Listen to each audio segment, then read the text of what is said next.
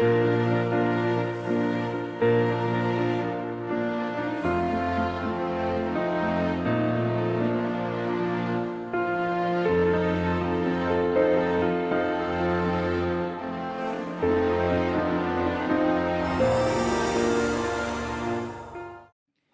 amigos, amados y amadas, bienvenidas y bienvenidos nuevamente a tu canal Cristo Viene. Vamos a abrir las Escrituras nuevamente hoy para estudiar o ampliar el conocimiento que tenemos acerca de la persona de Cristo Jesús. Nuevamente vamos a estudiar hoy este tema interesante y apasionante. Pero antes vamos a pedir la unción del Espíritu Santo para que seamos dirigidos e iluminados por su gracia. Oremos. Querido Consolador, te invitamos nuevamente a esta hora para que nos ilumines, para que vacíes rayos de luz en nuestra mente con respecto al tema que vamos a tratar. Gracias por esa bendición, Señor. Gracias porque tú nos dices que si queremos sabiduría, la demandemos de ti. Y eso es lo que queremos hoy. Te lo suplicamos humildemente. Danos el discernimiento que necesitamos.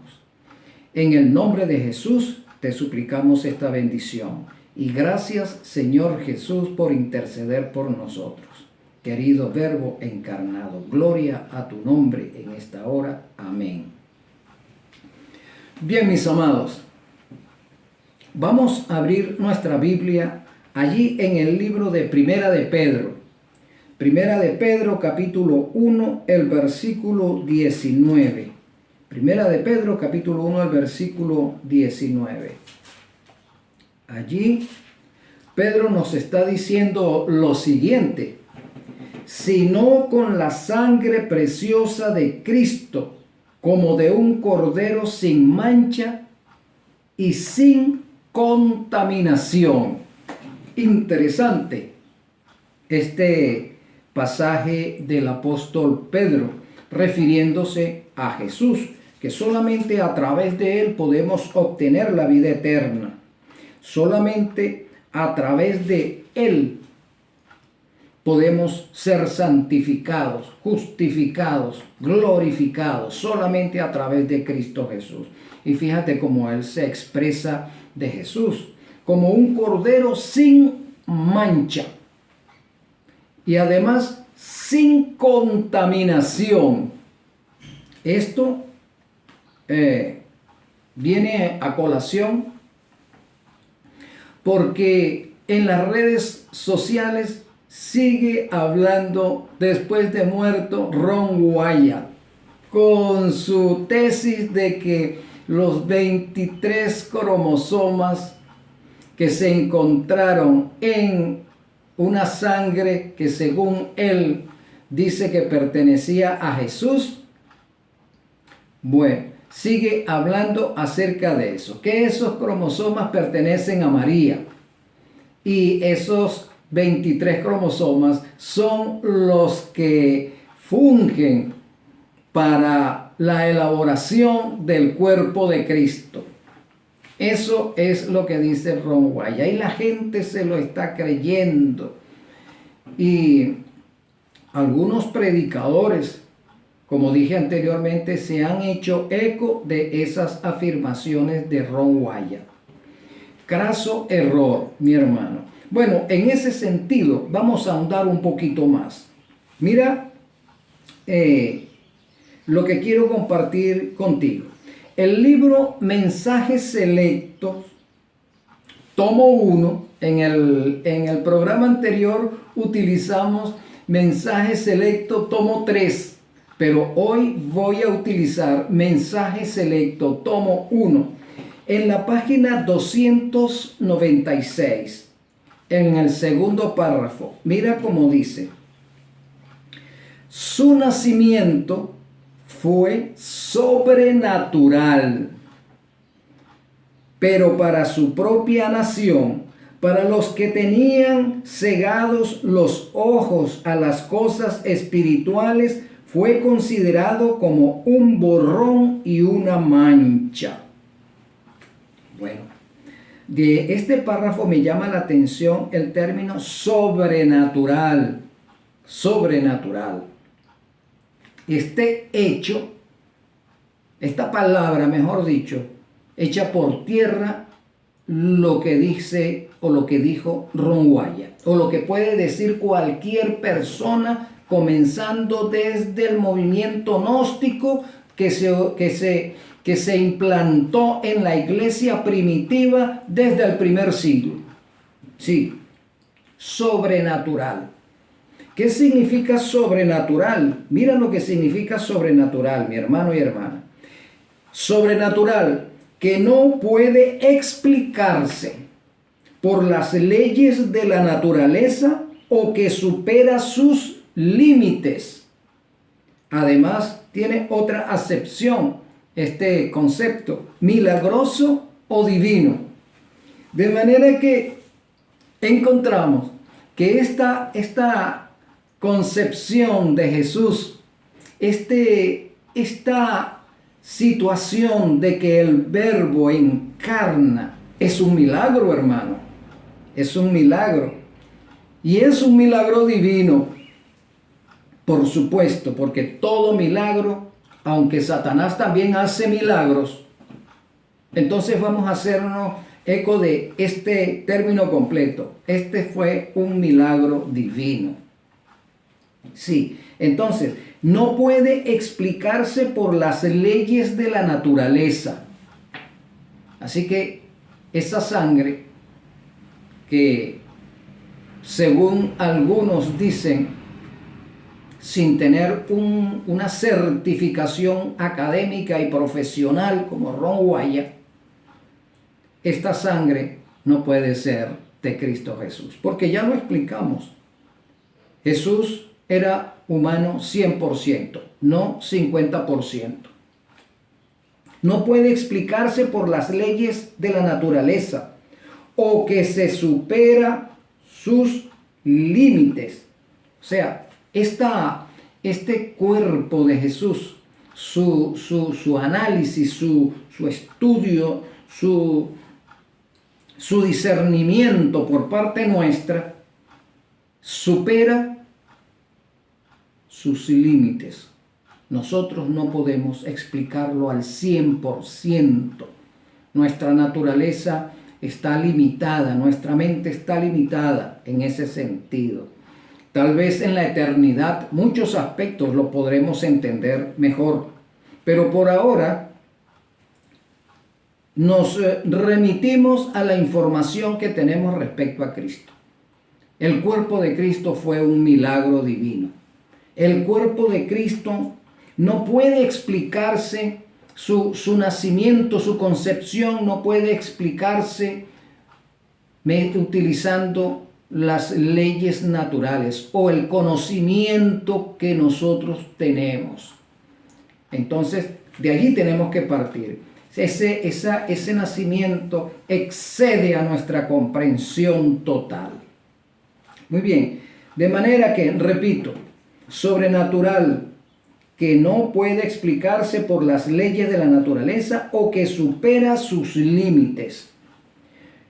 De manera que su nacimiento sobrenatural, pero para su propia nación, para los que tenían cegados los ojos a las cosas espirituales, fue considerado como un borrón y una mancha. No voy a aplicar este término de tener cegados los ojos a las cosas espirituales para algunos predicadores, no, porque en otros temas dichos predicadores han sido atinados en la información que han transmitido. Han sido atinados. Bíblicamente está soportada la información salvífica que ellos han transmitido. Pero en la información con respecto a Jesucristo están equivocados. y lamentablemente trataron o se han apoyado en las afirmaciones de Ron Wyatt, que no debió haber sucedido, pero somos pecadores, somos limitados, cometemos errores, pero tenemos la gracia abierta todavía. Podemos retractarnos de alguna información que tal vez sin querer, tal vez por desconocimiento, o tal vez porque en un momento dado perdimos el hilo y cometemos el error de expresar opiniones que no están soportadas al 100% en las páginas sagradas. Por eso no lo voy a aplicar, porque así como este servidor también es un pecador y tiende a errar, posiblemente en algún momento también yo deba ser llamado la atención. Es decir, Enrique, esta expresión o este concepto se está desviando de las páginas sagradas. Entonces, inteligentemente, Enrique debe volver a estudiar lo que expresó y si está equivocado, decir, sí, mi hermano, usted tiene razón. Aquí esto no va así y allá tampoco. Corregimos. Y entonces por las redes sociales diríamos, mis hermanos, quiero pedir disculpas a todas y todos ustedes por esta opinión conceptual en la cual incurrí en el video tal. Y el Señor me ha iluminado con respecto a eso. Por lo tanto, quiero aprovechar la oportunidad de corregir tal información. Eso debe hacer Enrique Herrera si en un momento dado conceptúa algo que no está soportado al 100% por las Sagradas Escrituras o los escritos sagrados. Muy bien, seguimos adelante. En Mensaje Selecto, tomo 1, en la página 300, párrafo 1, nos dice, no debemos tener dudas en cuanto a la perfecta impecabilidad de la naturaleza humana de Cristo. Nuestra fe debe ser inteligente. Aquí sí voy a tomar entonces esta frase. Nuestra fe debe ser inteligente. Inteligente, ¿por qué? Vamos a analizar esto fríamente.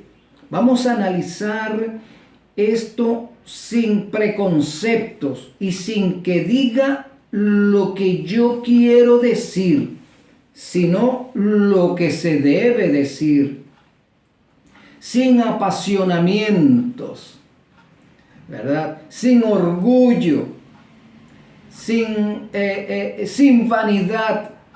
Eso, como decíamos en otro programa, cuando vamos a hacer un estudio debemos someterlos a la metodología científica. Todo estudio debe ser sometido a la metodología científica. Eso lo aprendemos en la universidad, hermano, como ustedes todos saben. En bachillerato también. En bachillerato también estudiamos esa iniciación a la metodología científica. Bueno, ¿por qué un texto bíblico o un párrafo de algún libro sagrado debe ser sometido a la metodología científica?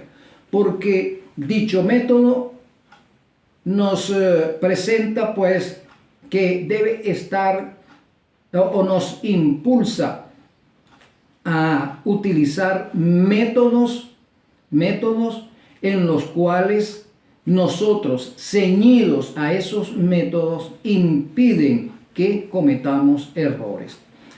Un uno de los aspectos de la metodología científica es que debe ser comprobado en laboratorio. O sea, una teoría debe ser comprobada en un laboratorio. El laboratorio, las Sagradas Escrituras, en este caso, las Sagradas Escrituras. La metodología científica nos dice que toda teoría, lo que tú arrancas, cualquier estudioso de la Biblia arranca con una idea, ¿verdad? Pero esa idea tiene que desarrollarla siguiendo los parámetros de este laboratorio. ¿Qué dice Juan? ¿Qué dice Lucas? ¿Qué dice Mateo? ¿Qué dice Moisés? ¿Qué dice Nahum? ¿Qué dice Miqueas? ¿Qué dice Isaías? ¿Qué dice Jeremías? Etcétera. ¿Qué dicen todos ellos respecto a este punto? Y el investigador se despoja de todo preconcepto, de toda idea preconcebida. Se despoja de eso. Se despoja de cualquier, podemos decir, de cualquier argumento que alguien haya emitido. Se despoja de eso, porque va a arrancar desde cero en esa investigación. ¿Y qué tiene además que hacer? Echar mano de la exégesis, echar mano de la hermenéutica, de la historia universal, de la arqueología. Va a echar mano de todo eso. Va a echar mano de las múltiples versiones bíblicas que haya en el mundo, todas esas versiones que puedan llegar a sus manos. No basarse en una sola versión. ¿Qué más tiene que hacer el estudioso de las Sagradas Escrituras? Tiene que irse al pasado, ¿verdad? En la historia, revisar. Hace un momento escribía por Facebook a alguien que me llamó la atención en cuanto a que en su post escribía algo referente a la doctrina de la deidad, a la doctrina de la Trinidad. Entonces yo le escribía que la doctrina antitrinitaria es producto de un elemento en siglos pasados que inventó esa doctrina antitrinitaria. Me refiero a Arrio. Arrio, un presbítero de Alejandría, inventó esa doctrina de que la Trinidad no existe. Inventó la doctrina de que Cristo no era divino, que el Espíritu Santo no existe, sino es una fuerza activa. Entonces, en mi post, bueno, yo he publicado varias veces porque he refutado esa doctrina. Entonces este elemento dice, pero es que usted como que se levanta, usted duerme, se levanta y desayuna con Arrio. Yo le digo, por supuesto, sí. Usted tiene toda la razón. Porque mientras se hable por las redes sociales que la Trinidad no existe, porque hay un elemento que publicó, que se hizo eco de la doctrina de Arrio y publicó una Biblia que solamente acomodada, una Biblia acomodada para que exprese mi idea, entonces yo voy a publicar eso. Esa idea es tomada de Arrio y esa Biblia fue acomodada para que expresara las ideas de este ciudadano que se hacía eco de Arrio. Entonces, ese es el caso, mis hermanos. Tú tienes que saber, por ejemplo, que quién habló de la naturaleza de Cristo en el siglo I, en el siglo II, en el siglo IV, en el siglo XIII. ¿Qué se habló de Cristo en todos esos siglos? Porque, como dice las Escrituras, muchos maestros surgieron de entre nosotros, maestros gnósticos convertidos al cristianismo, gnósticos con pensamiento griego que se convirtieron al cristianismo. Entonces fusionaron las filosofías griegas, las fusionaron con la teología. Esa es otra cosa. Por allí escuché que alguien dijo, mejor dicho, que que la teología tiene filosofías. Déjame decirte que eso es una herejía, hermano. La filosofía no tiene nada que ver con la teología. Si tú agarras la filosofía y la metes y la fusionas con la teología, cometes un gnosticismo. Sí. Entonces la teología, que es el estudio de Dios, Dios, logos, el estudio de Dios, tienes que hacerlo desprendido de cualquier filosofía de los griegos, filosofía de los hindúes, filosofía de quién más, de todos ellos, de cualquier cultura del mundo. Tú tienes que estudiar a Dios despojado de cualquier filosofía del mundo, antigua, media o actual.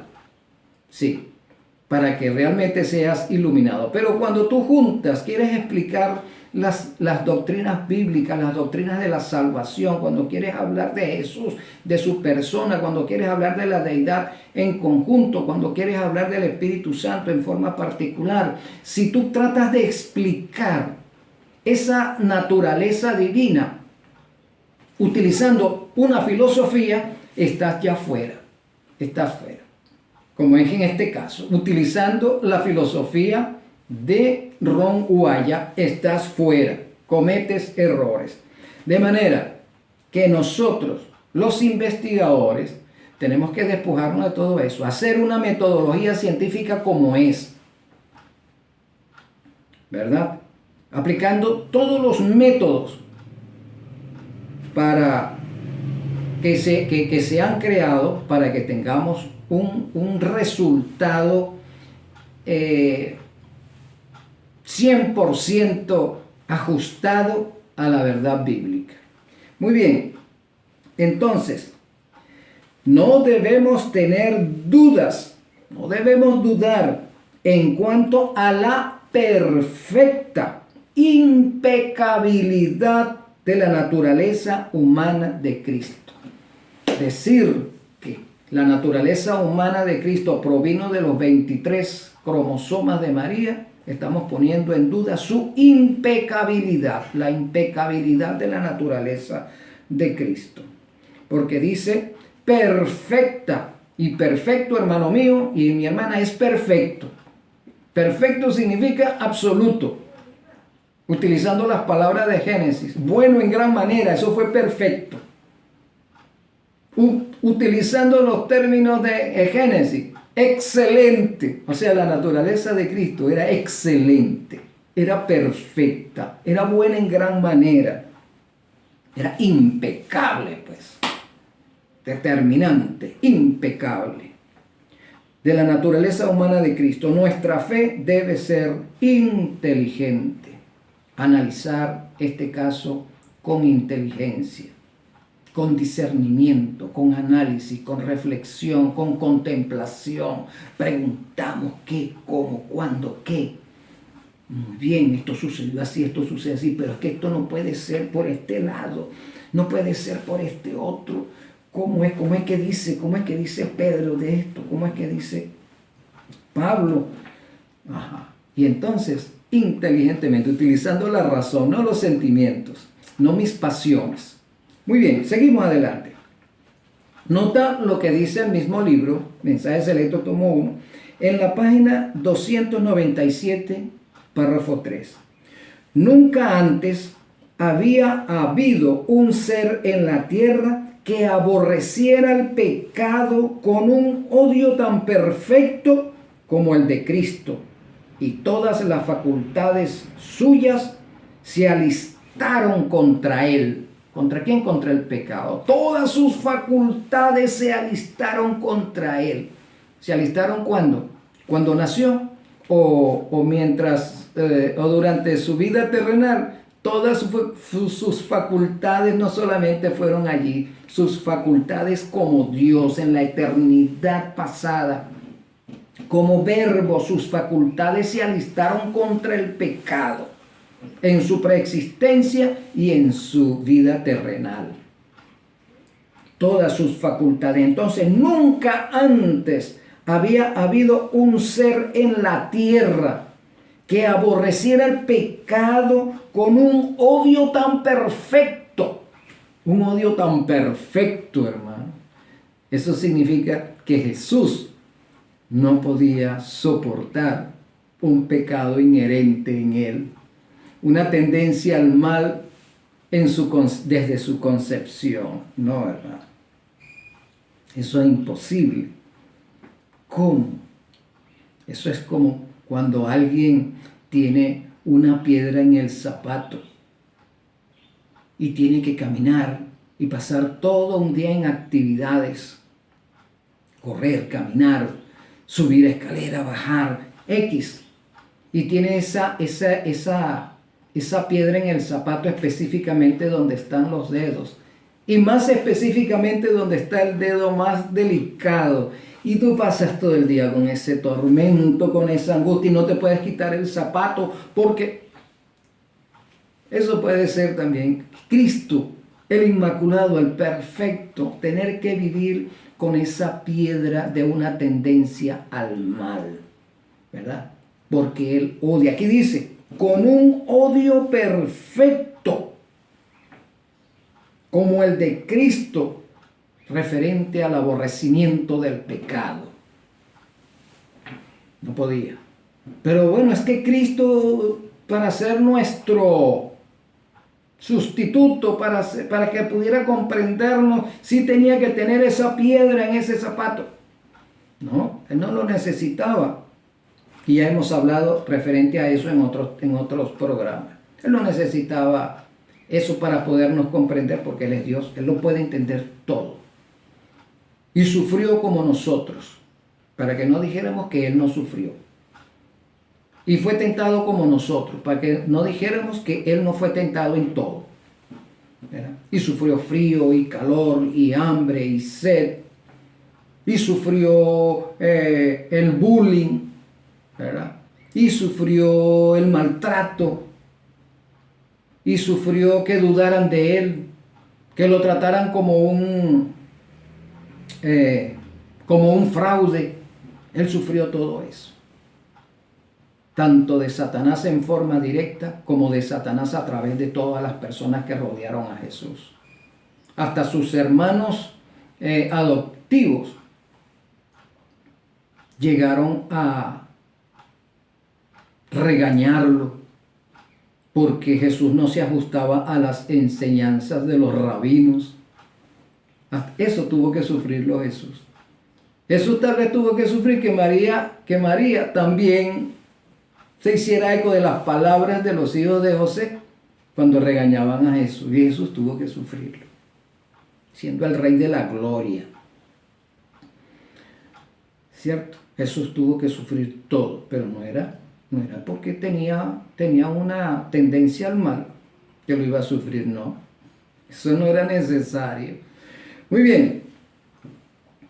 En la página del deseado de todas las gentes, en la página 91, nos dice así: Satanás había señalado el pecado de Adán como prueba de lo que la ley de Dios era injusta y que no podía ser acatada. En nuestra humanidad, Cristo había de resarcir el fracaso de Adán. Cuando Adán fue asaltado por el tentador, no pesaba sobre él ninguno de los efectos del pecado.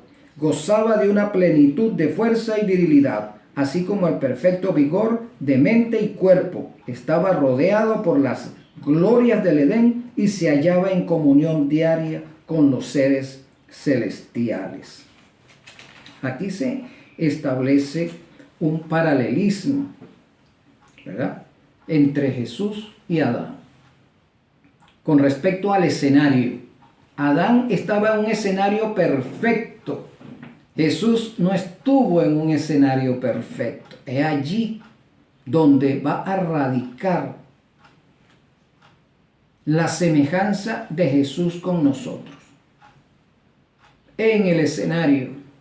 No sucedió lo mismo con Jesús cuando entró en el desierto para luchar contra Satanás, pues durante 4000 años la familia humana había estado perdiendo fuerza física, mental y moral. Entonces, el escenario de Adán fue muy diferente al escenario de Jesús. El de Jesús fue totalmente inmoral. El escenario de Adán, perfecto. Reinaba la moralidad allí, pues. Estaba la ley de Dios allí. En el Edén. Observada y sin haber sido violentada. En el escenario de Jesús, la ley estaba, pero olvidada, violentada, ignorada. Entonces, los dos escenarios son sumamente diferentes. Y por eso Jesús sufría. Y eso también lo hemos hablado en otro programa. Cristo tomó sobre sí. También hablamos de eso, que sobre sí y en sí son dos cosas diferentes. Tomó sobre sí las flaquezas de la humanidad degenerada. Únicamente así podía rescatar al hombre de las profundidades de su degradación. ¿Qué significa el término sobre sí? Que Jesús tomó sobre sí. Fíjate, vamos a utilizar la palabra imputar. Imputar significa atribuir la responsabilidad de un delito a una persona. Atribuir a una cosa la razón de una desgracia o contratiempo. Y atribuir significa achacarle a alguien. De manera que cuando hablamos de que Jesús tomó sobre sí, lo que se nos está diciendo es que Jesús se imputó las flaquezas de la humanidad. Jesús se imputó el pecado de la humanidad. Jesús se imputó la culpa de la humanidad. Jesús se imputó la culpa de Adán. Por eso es que dice se hizo pecado. Eso es lo que está diciendo. Al decir se hizo pecado, se está refiriendo a que Jesús se imputó el pecado de la raza humana, se imputó la culpa de Adán, la culpa de Eva, eso se lo imputó él. ¿Qué significa? Que lo cargó sobre sí, ¿verdad? Se lo atribuyó la responsabilidad de un delito que tenía que pagar Adán. Bueno, él se lo atribuyó.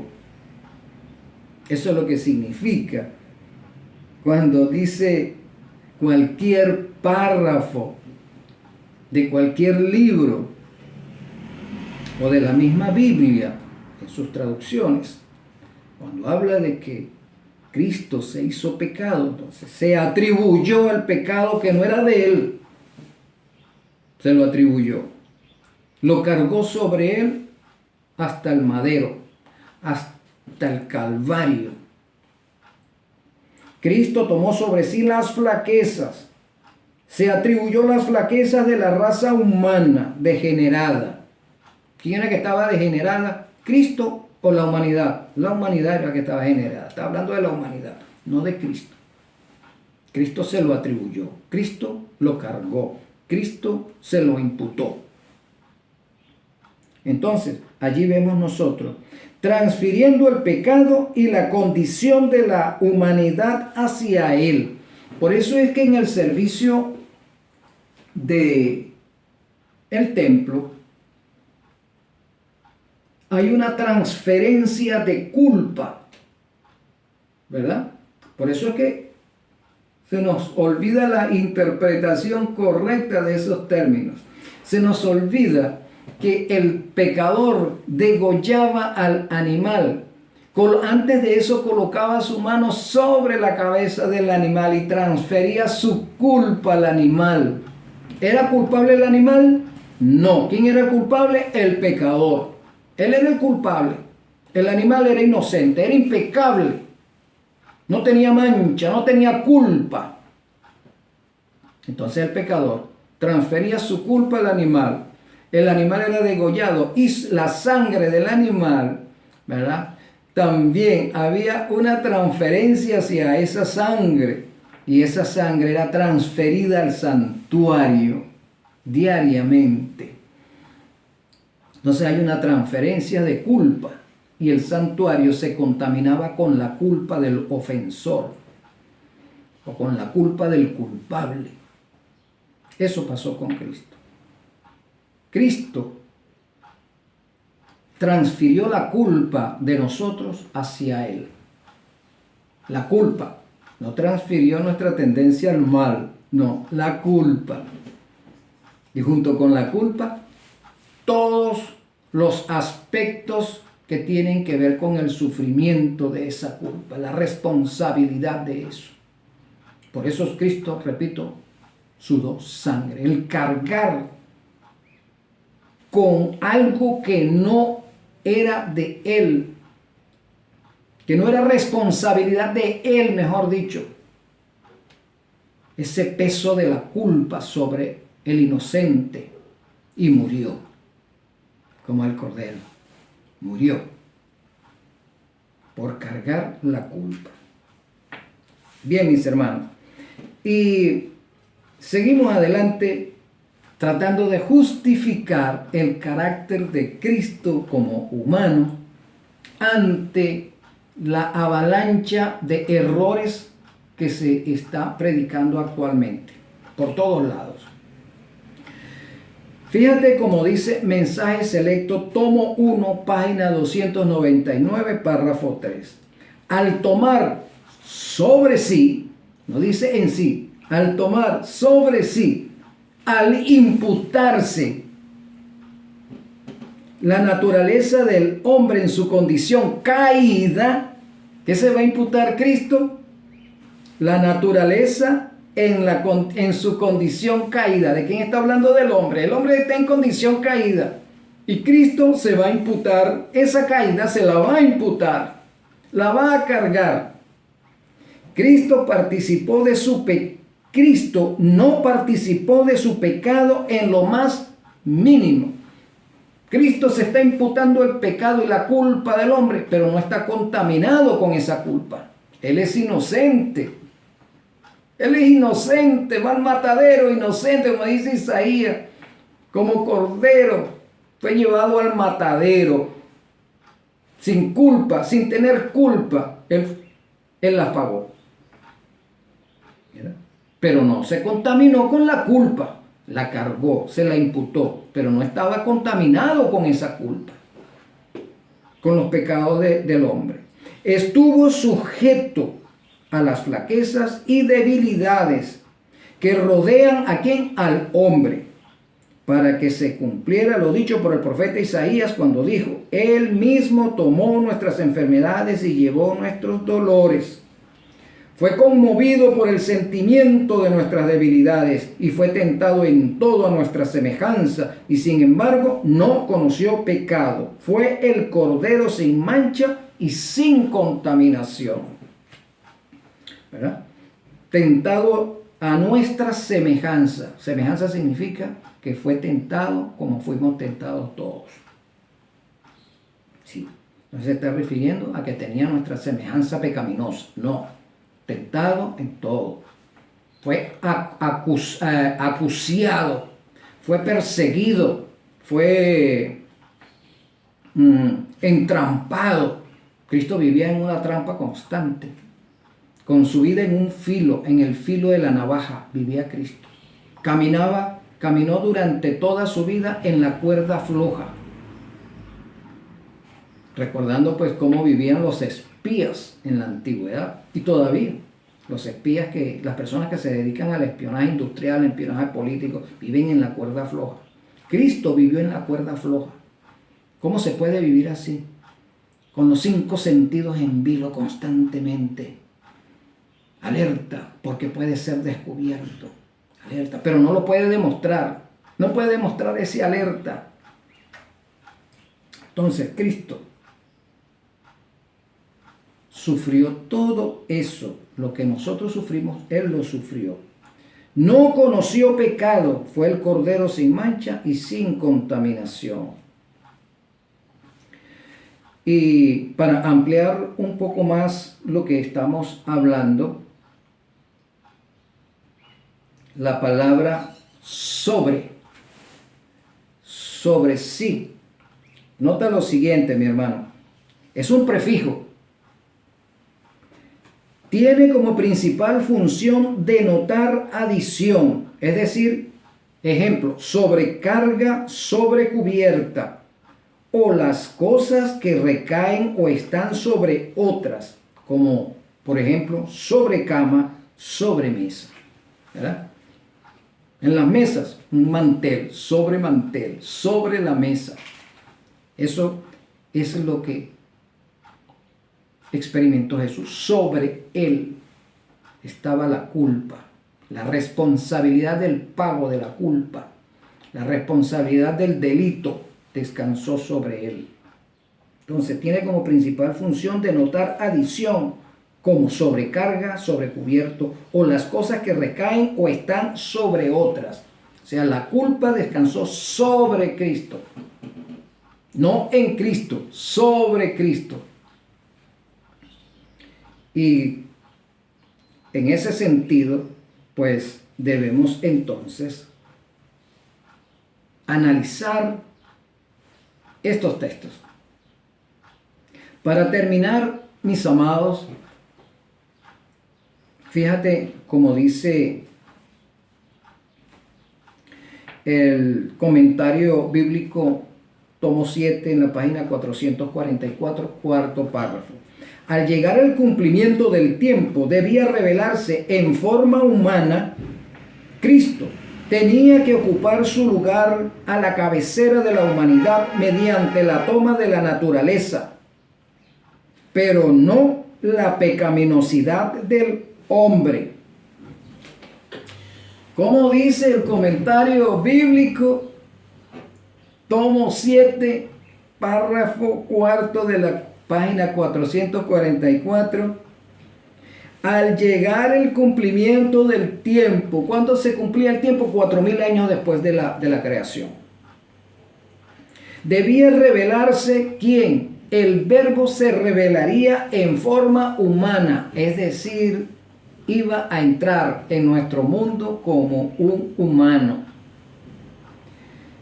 Tenía que ocupar su lugar a la cabecera de la humanidad. ¿Por qué tenía que tomar su lugar en la cabecera? Porque él es el segundo Adán. Adán estaba a la cabecera de la humanidad. Y como él era culpable, bueno, culpables somos todos. En la cabecera estaba Adán. Cristo iba a ocupar ese lugar de Adán. ¿Cómo lo iba a hacer? Mediante la toma de la naturaleza humana, pero no la pecaminosidad del hombre. ¿Qué te parece, mi hermano? No la pecaminosidad del hombre. En el comentario bíblico, en la página 445, párrafo 3, nos dice: sean cuidadosos, sumamente cuidadosos en cómo se ocupan de la naturaleza humana de Cristo. No lo presentéis ante la gente como un hombre con tendencia al pecado. ¿Cómo dice? No lo presentéis a la gente como un hombre con tendencia al pecado. Entonces, hemos estado cometiendo, en ese sentido, hemos estado cometiendo herejías por las redes sociales, porque se ha estado presentando a Cristo como un ser con tendencia al pecado. Y eso debemos corregirlo por las redes sociales, los que han incurrido en eso.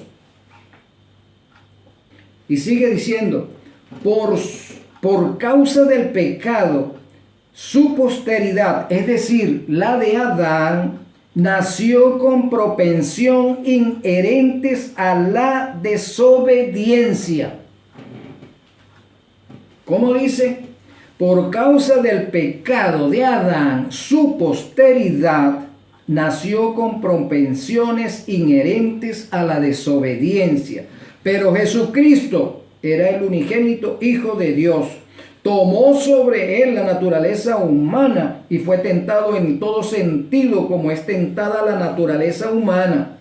Podía haber pecado, podía haber caído, pero en ningún momento hubo en él inclinación alguna al mal. No hubo en él inclinación alguna al mal.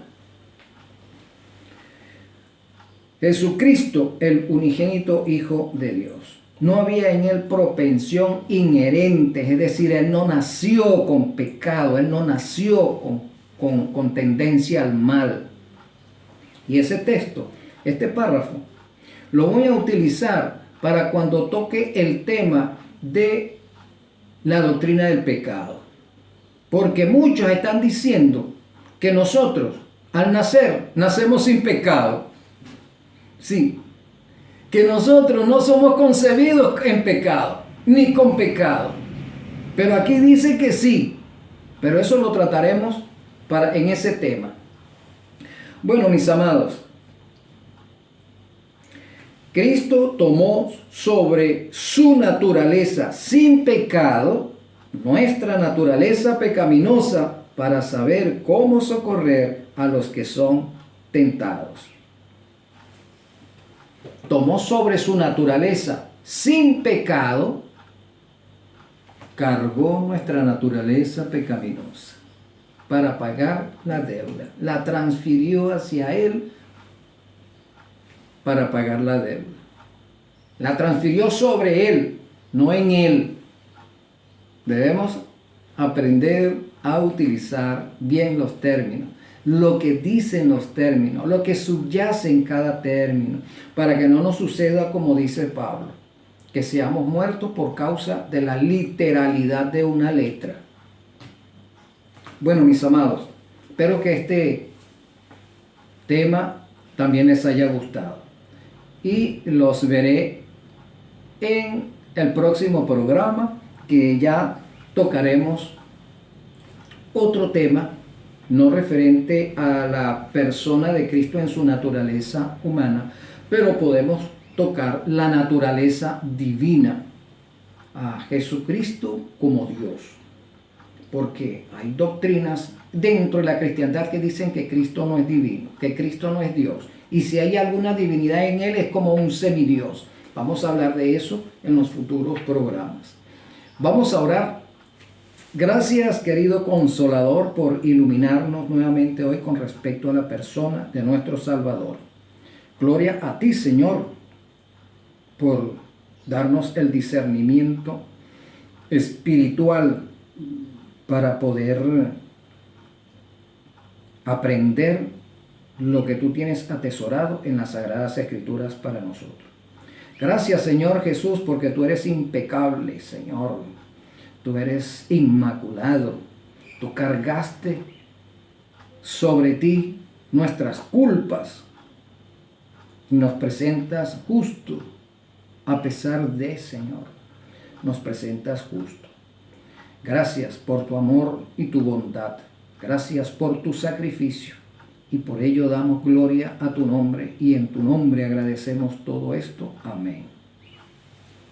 Mis amados, un abrazo nuevamente. Dios te bendiga.